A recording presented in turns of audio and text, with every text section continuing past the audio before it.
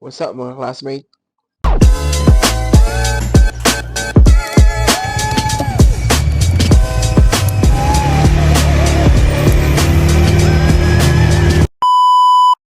Yo mga classmate, this is Sir Oka. Welcome to my channel and welcome to my vlog. Kakagising nga lang natin mga classmate and another morning, another errands na naman ang gagawin natin. Pero bago tayo pumunta sa mga errands natin, kamustahin muna natin yung ating mga tinanim na halaman kung namumunga na ba sila.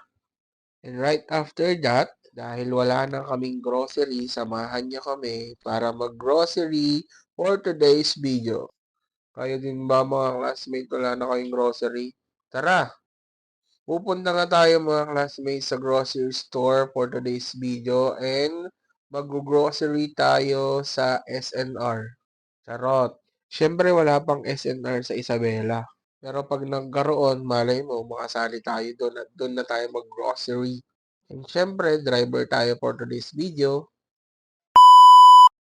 Kung taga San Mateo, Isabela ka, alam mo kung nasaan ito. Dito lamang yan sa Fair Price.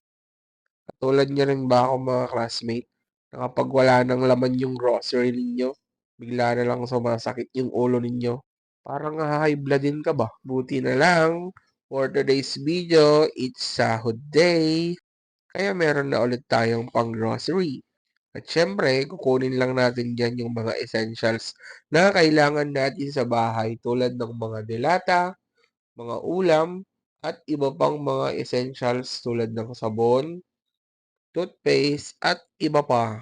Pareho ko ba kayo mga classmate na every time na mag-grocery, pag meron kang gusto pero ayaw ng mga magulang mo, wala ka na lang talagang magawa kundi magmukmok na lang. At isang tingin lang ng mga magulang namin, alam na namin na hindi pwede. Kaya sa mama ko dyan, shoutout sa'yo, nabibili ko na yung mga gusto ko.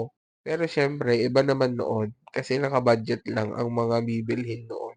Pag meron kang gustong bilhin at hindi naka-budget, talagang makusilapan na kaniinang mo. Pero buti na lang mga classmate, medyo nakakaluwag-luwag na tayo at nabibili na rin natin yung mga ibang gusto natin. And syempre, napaka-importante yung mga needs and necessities natin sa bahay. Kayo mga classmate, pag nag-grocery kayo, ano yung mga priority nyo na kinukuha or binibili pag nag-grocery?